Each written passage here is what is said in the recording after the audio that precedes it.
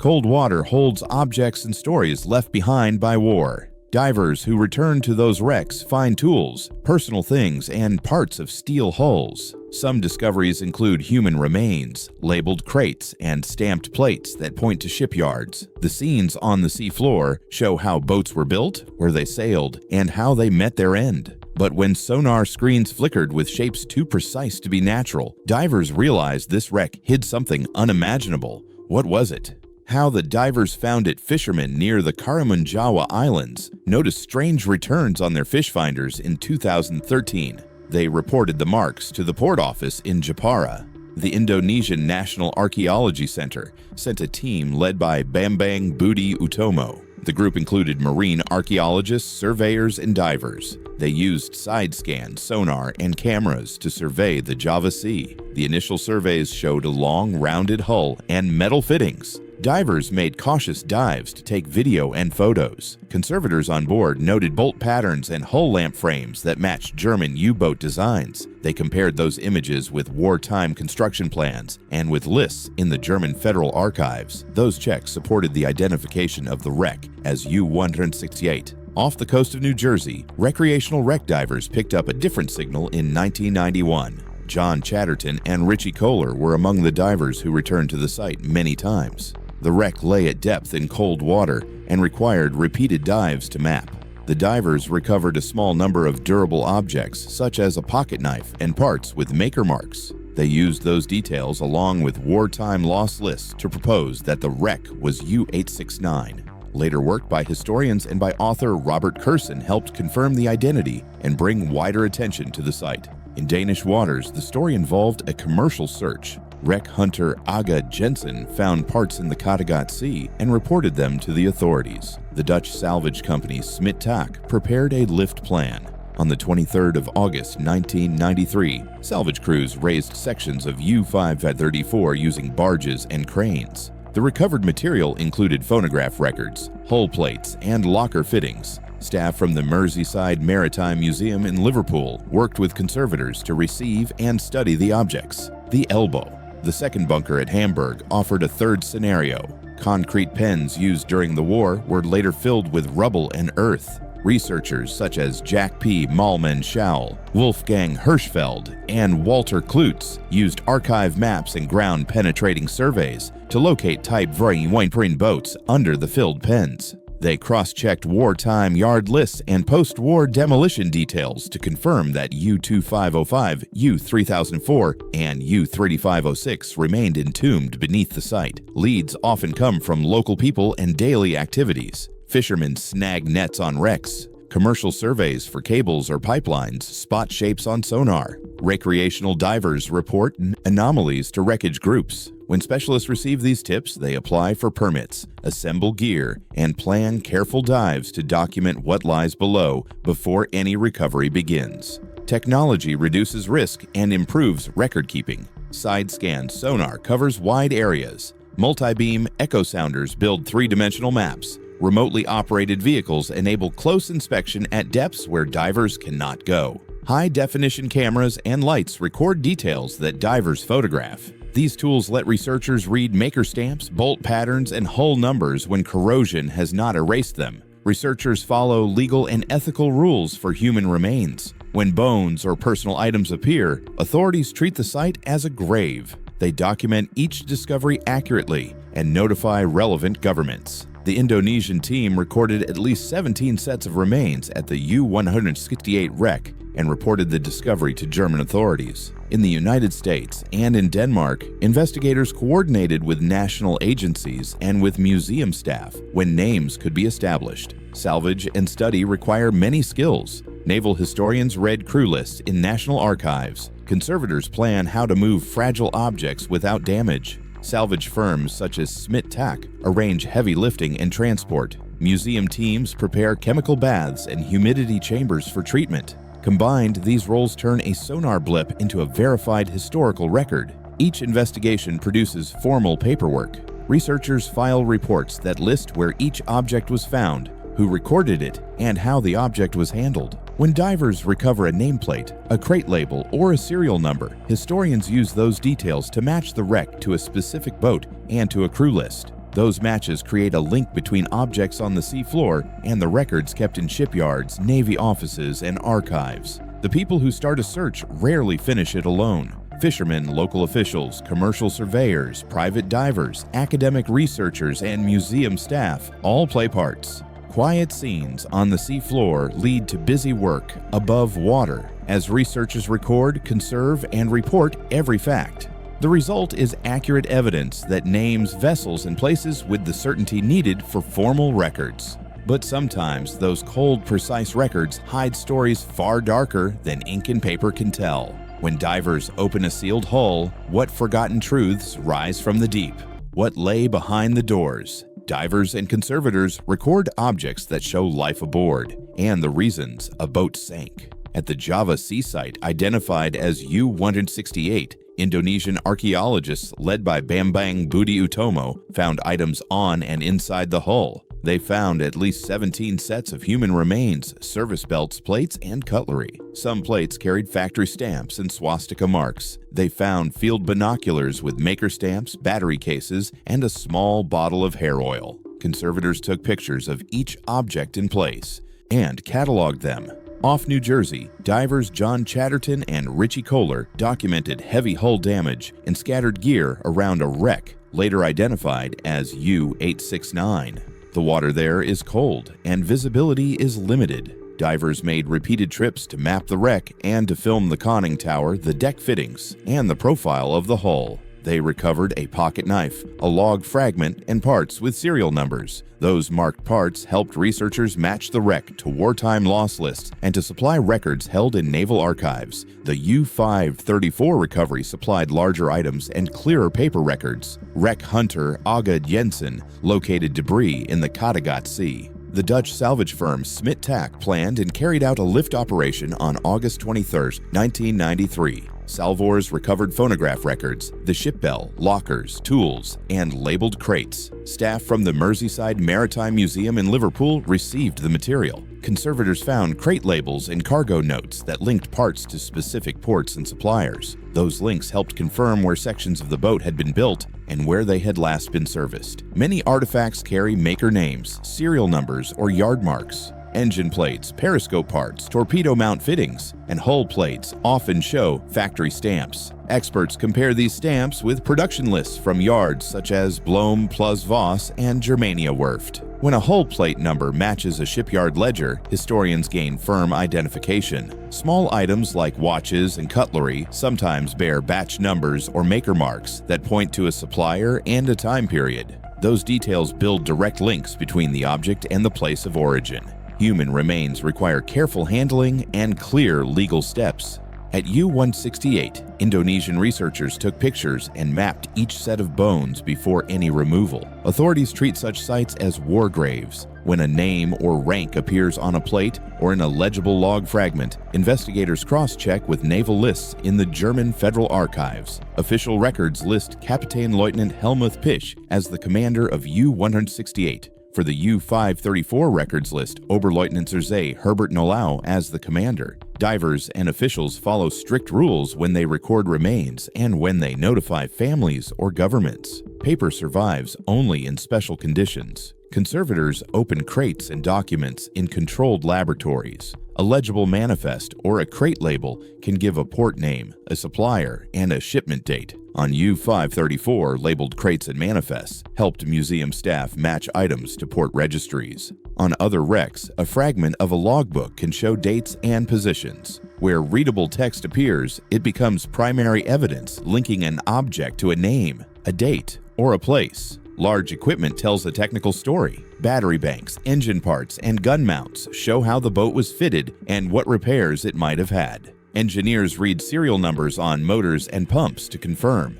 Makers and production runs. Modified parts such as altered battery racks point to field repairs made at sea. Those findings help historians map a vessel's service history and identify changes over time. Conservation is deliberate and slow. Metal parts go into chemical baths to remove salt and to stabilize corrosion. Paper and labels go into controlled humidity rooms to dry slowly. Museums catalog each object with a record of where it was found, who recorded it, and any maker or serial numbers. The Merseyside Maritime Museum created plans to protect labels and paper and to preserve fragile items for future study. Artifacts raise legal questions about ownership and respect. Some states protect wrecks as war graves and forbid the removal of human remains. Other states allow recovery and require that museums or official bodies care for objects. Institutions such as the Indonesian National Archaeology Center and national museums follow laws and agree on proper handling of remains and personal effects. When names match records, families and governments receive notice. The objects are not showpieces alone. Each item, whether a plate, a watch, or a hull plate, helps put a vessel and its crew into the official record. Names from maker stamps, serial numbers, and log fragments let researchers confirm identities. Those factual links form the basis for museum records, academic reports, and formal lists of lost vessels and lost crew and records. But behind every artifact lies a deeper mystery. Who were the souls aboard these doomed vessels, and what stories remain untold? Who was on board and who investigated? The human roster and the people who examine these wrecks give some names and roles. U-168 was a German-type Windsee boat. Official wartime records list Kapitän-Leutnant Helmuth Pisch as the boat commander. The typical wartime complement on a Type Windsee numbered around 48 men. Indonesian archaeologists led by Bambang Budi Utomo recorded at least 17 sets of skeletal remains at the site and documented personal items that could help match names in the German Federal Archives. U-869 was linked to a long effort by wreck divers and researchers off New Jersey. The boat was built and commissioned earlier in the war with a recorded commander who is named in naval lists. Divers John Chatterton and Richie Kohler led many of the dives on the wreck discovered in 1991. Their searches produced parts with maker marks and serial numbers that allowed historians to compare artifacts with wartime supply records. The work of volunteer divers such as Bill Nagel and the research collected by authors and historians helped bring the wreck to wider public attention. The story of U-534 involved several named actors. Oberleutnant zur See Herbert Nolau is listed as the commander in wartime logs. Danish wreck hunter Age Jensen first located debris in the Kattegat Sea. The Dutch salvage company Smit Tak planned and carried out the lifting operation on the 23rd of August 1993. Private backers, including Karsten Ree, funded parts of the project. Conservators from the Merseyside Maritime Museum in Liverpool received and treated recovered items after the lift. Researchers at the Elbe. The second bunker in Hamburg relied on archival records and ground surveys. People such as Jack P. Malman Schowel, Wolfgang Hirschfeld, and Walter Klutz cross-checked wartime shipyard lists with demolition records. Their findings show Type Seawamis boats such as U-2505, U-3004, and U-3506 remained under the filled bunker areas. Those researchers used archive maps, wartime yard lists, and on-site surveys to record the likely positions of these vessels before post-war redevelopment covered them. Naval records provide many crew names. German naval lists and construction ledgers stored in the German Federal Archives include crew rosters and shipyard numbers. When divers recover a nameplate or a serial number, historians compare these marks to the Federal Archives entries and to Kriegsmarine personnel lists. Museums and national archives, including the Merseyside Maritime Museum and the Indonesian National Archaeology Center, work with historians to verify matches and to create formal reports that record each linked name. Investigators combine skills across fields. Marine archaeologists survey sites and record artifact context. Conservators plan treatment for fragile objects. Salvage firms manage heavy lifting, transport, and legal clearances. Volunteer divers often supply initial leads and perform detailed underwater mapping. Authors, journalists, and historians such as Robert Kurson bring wider attention that helps them find institutional support for further work. Naming individuals requires caution. When a name appears on a recovered watch, plate, or letter, investigators cross-check with service numbers, ship logs, and yard lists. Osteologists and forensic specialists sometimes assist with bone analysis to estimate age and origin. DNA testing can be used when permission is granted by responsible authorities and when family members are available for comparison. Official repatriation or burial decisions are handled by governments and by institutions following national laws and international agreements. Legal frameworks determine who may investigate and who may claim discoveries. Some countries treat wrecks as sovereign property or as protected war graves. The Indonesian National Archaeology Center coordinated with the Indonesian Navy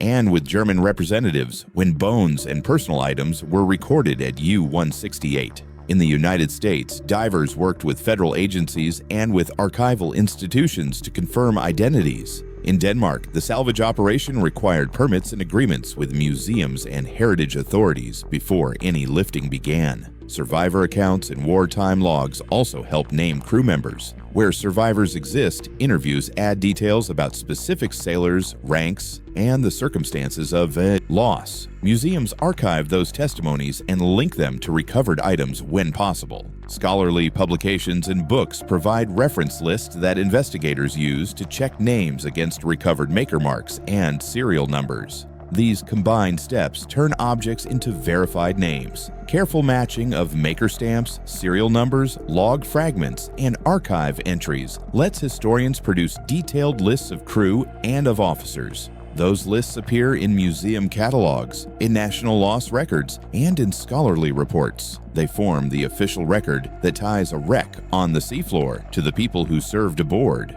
All documentation is stored with museums and national archives for future study access. But as historians piece together these fragments of truth, one question loomed larger. What secrets were still buried below? What the discoveries reveal and what happened next? Recovered evidence changed how researchers confirm where a boat served and how it sank.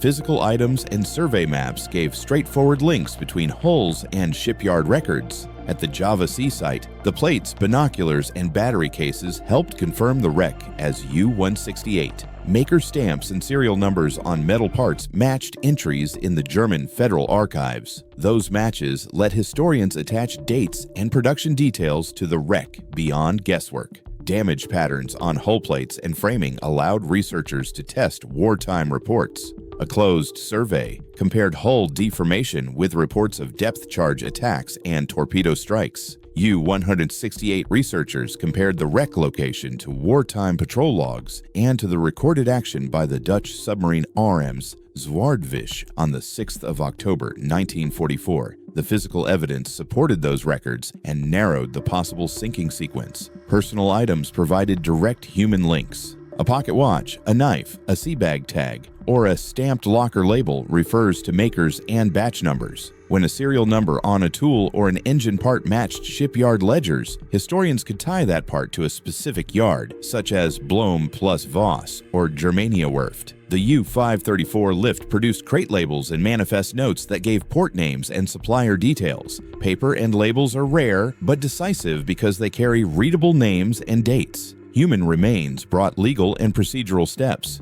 The Indonesian National Archaeology Center reported at least 17 sets of remains at U-168 and informed German authorities. Governments and museums follow rules that treat such sites with respect and with legal oversight. Where possible, authorities compare names found on objects with crew lists in the German Federal Archives and with wartime personnel records. Conservation began quickly for the moved items. The Merseyside Maritime Museum and other laboratories recorded maker stamps, serial numbers, and corrosion levels before any cleaning. Metal parts entered desalination tanks to remove salt. Paper and labels were opened in humidity-controlled rooms and dried slowly. Each object received a catalog entry, noting where and by whom it was recorded. Ownership and law determined what could be done next. States claim rights over wrecks within their waters, and many declare war graves protected. Salvage companies such as Smit Tack needed permits and title agreements before lifting U-534 sections. Private funders, including Karsten Ree,